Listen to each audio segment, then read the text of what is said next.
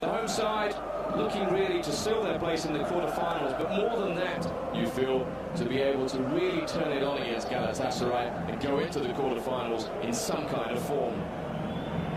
As the Portuguese international followed through there, and Sousa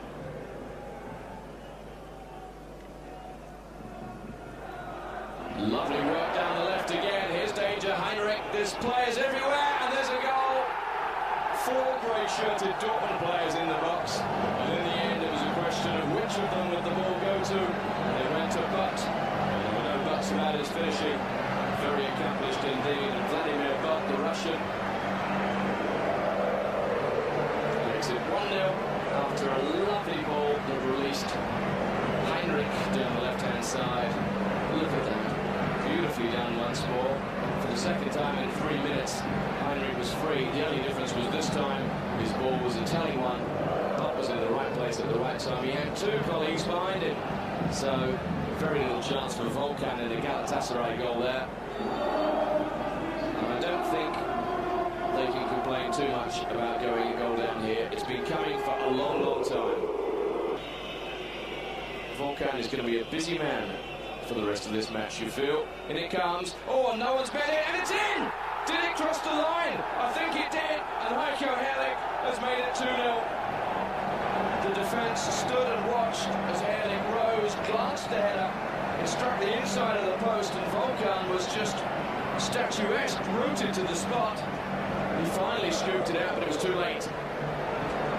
Here we'll see the shot, or the header rather, definitely had crossed the line before the keeper was able to scoop it away, and the body language of the man on the near post tells you everything. He knew that was a goal. Here it comes again. It was a lovely jump from Heiko Herrlich, and there it was, over the line, 2-0. Julio Cesar was jumping for it, and I'm afraid that none of the Galatasaray side were jumping at all. The goalkeeper completely flat-footed, and there it is. Just look on the left of your screen. He knew it was a goal straight away. That was a very, very accomplished goal from Heiko Herrlich. His second of the Champions League campaign. Of a place in the quarterfinals, sealed it going through at the top of Group A. And for Galatasaray, it's all over. There's a possibility that Parma might be able to make it as a second-place team. And in go Dortmund again, and here's a chance, surely a third, and it is. Absolutely no trouble for Stefan Chapuisat and Zorc, who just set it up, and the substitute, Michael Zorc, has been on all of 3 or 4 minutes, and he's made it 3-0. Simple as that. There were appeals for offside as Heinrich got through. Sousa celebrates, and it was all too easy, really. There was never an offside, and instead it just took a cool head from Heinrich. He's got that, laid it across, and it could have been 1 of 2 players. In the end, he picked out Zorc, who was unmarked. Just in fact behind him was another player, and that was Chapuisat. Only needed 1. It's 3-0, and Galatasaray are on the wrong end here of a hiding. The goals came in the first half from Vladislav Butt, who's since gone off, and Heiko Herrlich. But Zorc is a newcomer to the party, and one who's enjoying it very much, thank you. It's 3-0 to Borussia Dortmund. That wasn't a very good ball, but Heinrich will try and make something of it, and does so. Is that handball? The referee thinks so. It's a penalty. And I'm afraid, just to compound the agony for Galatasaray, Iulian Filipescu has been called up for this. I'm afraid also the referee probably has got it right too. Hats off though to Heinrich for getting the ball in when many would have just let it go. He's given a chance, and it's a chance that's buried with some aplomb by Michael Zorc. A good second half for him. He came on as a sub. He scored twice, once at the beginning and once at the end. It's 4-0, and Borussia Dortmund will be saying, look out Europe, here we come again. Nothing too fancy about the way he took that, drove it straight and high.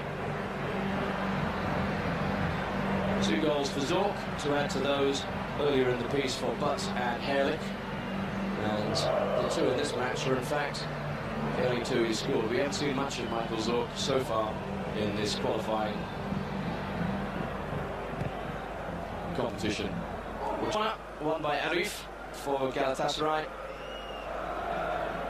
What can they make of this? Well, it goes out to Filipescu, who curls it in, and it's a goal for Galatasaray. And I think you have to say they deserve a goal. It was Ergun who met the curling ball, and hopefully that'll go some way to making up for Filipescu's handball in the area that led to the 4th goal for Dortmund. He curled a delightful ball in there, and Ergun arrived at just the right time.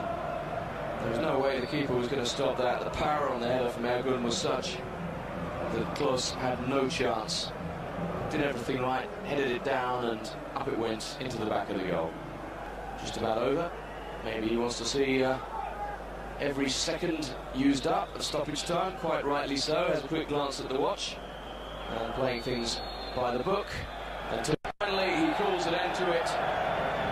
It's been a quiet second half, but Borussia Dortmund did the job in the first when they scored a couple of super goals and really grabbed the game.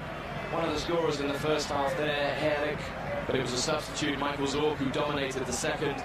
There is Herlich. 2 goals for Zorc. A consolation scored by Ergun for Galatasaray. But Nevio Scala and company are looking good in Europe once again.